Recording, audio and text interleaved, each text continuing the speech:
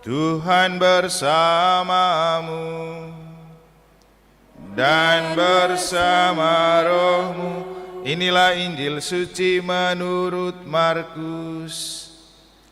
Dimuliakanlah Tuhan. Pada suatu malam Sabat, Yesus masuk ke dalam rumah ibadat di kota Kapernaum dan mengajar di sana. Orang-orang takjub mendengar pengajarannya, sebab ia mengajar mereka sebagai orang yang berkuasa, tidak seperti ahli-ahli Taurat. Dalam rumah ibadat itu ada seorang yang kerasukan roh jahat. Orang itu berteriak, "Apa urusanmu dengan kami, hai Yesus orang Nazaret? Engkau datang hendak membinasakan kami? Aku tahu siapa engkau, yakni yang kudus dari Allah." Tetapi Yesus menghardiknya, katanya, "Diam, keluarlah daripadanya." Roh jahat itu menggoncang-goncang orang itu, dan sambil menjerit dengan suara nyaring, ia keluar daripadanya. Mereka semua takjub, sehingga mereka memperbincangkan, katanya, "Apa ini? Suatu ajaran baru? Guru ini berkata-kata dengan kuasa. Roh-roh jahat pun ia perintah, dan mereka taat kepadanya." Lalu tersebarlah dengan cepat kabar tentang Yesus ke segala penjuru di seluruh daerah Galilea.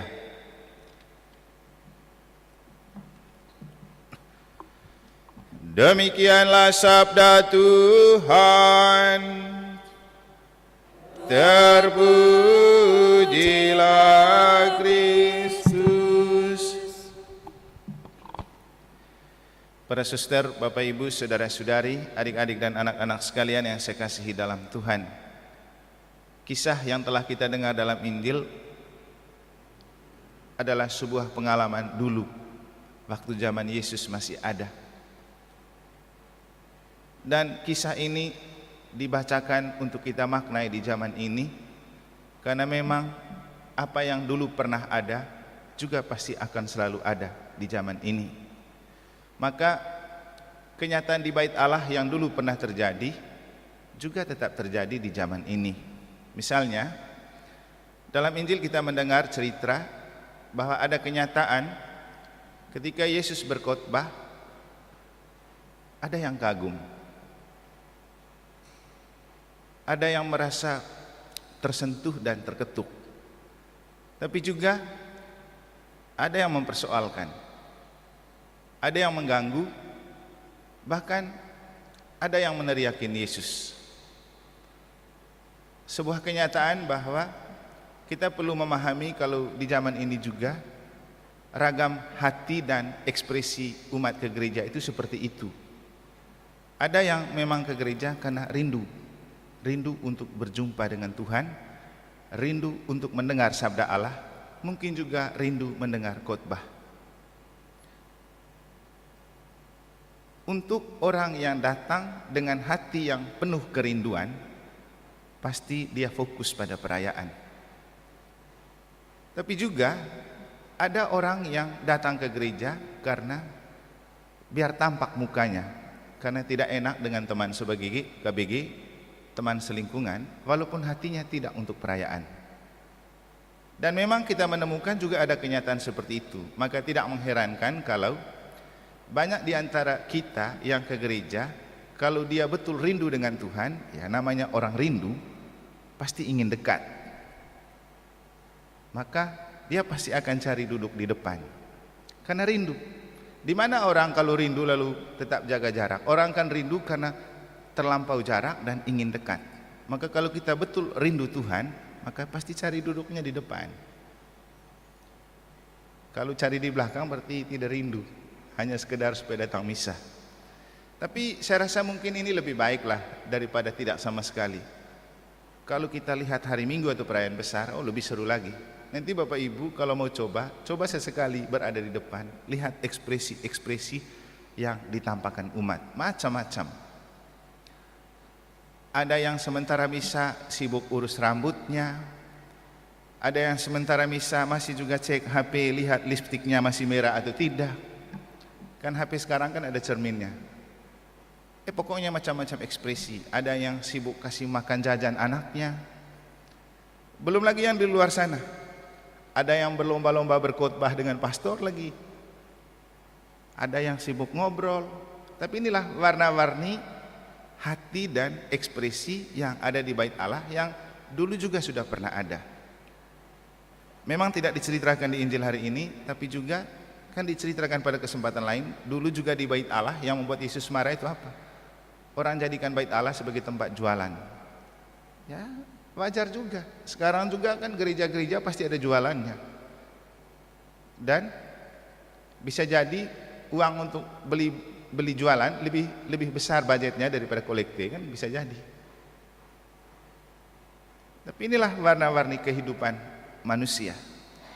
Paling penting mungkin untuk kita adalah sudahlah, jangan terlalu jauh mencampuri hati orang lain. Paling penting kita lihat hati kita. Kita ke gereja untuk apa? Mungkin lagi-lagi yang perlu kita tanamkan untuk kita bersemangat ikut misa dan ke gereja adalah karena kita rindu dengan Tuhan yang tidak dapat kita jumpai di tempat kerja. Kita rindu dengan Tuhan yang tidak kita jumpai di jalan-jalan. Kita rindu dengan Tuhan yang hanya bisa kasih makan kita di gereja. Seperti yang dulu pernah saya bilang, kita tidak bisa terima komuni di mana-mana kecuali dalam misa. Sekarang ini mungkin untuk mendengar khotbah masih bisa lah lihat di YouTube. Tapi cinta ini kan tentang sentuhan. Bagaimana Tuhan menyentuh diri kita, kita menyentuh hati Tuhan. Dan misa adalah sebuah sentuhan fisik antara kita dan Tuhan. Apalagi ke gereja ini kan tubuh Kristus, tubuh mistik Kristus, Bait Allah. Jadi kalau kita kembali ke definisi gereja dalam dokumen Konsili Vatikan kedua itu ada 4 definisi gereja. 1 terkait dengan Bapa. Gereja itu persekutuan umat Allah. 2, gereja itu tubuh mistik Kristus. 3, gereja itu Bait Roh Kudus. Dan yang keempat itu gereja itu komunio, persekutuan umat. Maka kalau kita ke gereja, kita mau lebih dekat dengan Allah Bapa sebagai sumber hidup. Kita mau tinggal dalam tubuh mistik Kristus, dan karena memang Kristus sendiri akan memberikan tubuhnya kepada kita untuk disantap. Dan misa adalah penganugerahan Roh Kudus untuk selalu menjiwai kita dengan Roh Allah, karena ketika kita menerima tubuh Kristus, itu adalah tubuh Kristus yang sudah ditransubstansi melalui doa epiklesis, pencurahan roh. Maka ke gereja itu adalah sarana untuk kita lebih dekat dan menyatu dengan Bapa, Putra dan Roh Kudus, yang kemudian juga terjelma dalam persekutuan dengan sesama. Makanya komuni itu bukan tentang hosti yang kita terima, tapi hosti itu adalah pecahan tubuh Kristus untuk mempersatukan kita. Kita terima dari satu tubuh yang dipecah-pecahkan. Sehingga makna komuni itu bukan tentang kita menerima tubuh Kristus, tapi kita menjaga kesatuan umat. Nah, yang terjadi, orang sudah terima komuni tapi tidak menjaga kesatuan gereja. Malahan saya dengar-dengar ada umat yang bilang, saya ke gereja kan tidak untuk dengar khotbah, hanya untuk terima komuni. Saya rasa ini bagaimana dia diajarkan jadi Katolik ya? Ada juga yang ke gereja hanya untuk menilai, khotbahnya sama saja, titik komanya sama saja. Tapi kan untuk apa kita ke gereja? Jadi dalam Injil kita mendengar rupa-rupa ekspresi dan kenyataan yang ada di Bait Allah ketika Yesus juga datang ke Bait Allah. Ada yang kagum dengan khotbah Yesus, tapi juga ada yang memberontak dengan kehadiran Yesus, orang yang kerasukan setan itu. Mungkin untuk kita cara mengerti dan memahaminya begini. Ketika ada orang ke gereja dan dia kusuk, kita salut, berarti dia rindu untuk bertemu dengan Tuhan.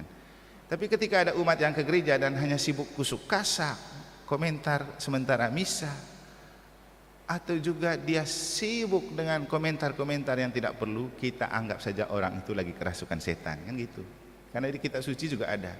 Sehingga besok-besok kalau ada umat yang modelnya kayak gitu, ya dia lagi kerasukan setan, dia lagi abnormal. Masih mending lah dia abnormal tapi ke gereja, kan. Tapi untuk kita paling penting, mari kita kembali ke hati kita masing-masing. Misa ini jarang-jarang ada. Cuma 45 menit dari 24 jam yang kita punyai sehari. Kita kerja, ada yang 8 jam, ada yang 10 jam, ada yang lembur. Misa cuma 45 menit, tapi kita juga masih terlambat. Kalau kita terlambat berarti kita tidak rindu. Dan kita misa karena formalitas. Karena lagi-lagi kalau betul karena rindu, kita manusia kalau lagi kangen pasti ingin cepat-cepat bertemu, kan. Dan kalau ketemu pasti ingin dekat dan bahkan dipeluk, melepaskan rindu. Kita juga datang ke gereja harus karena rindu dan ingin melepaskan rindu. Maka kita peluk Tuhan erat-erat dan jangan jauh-jauh dari altar.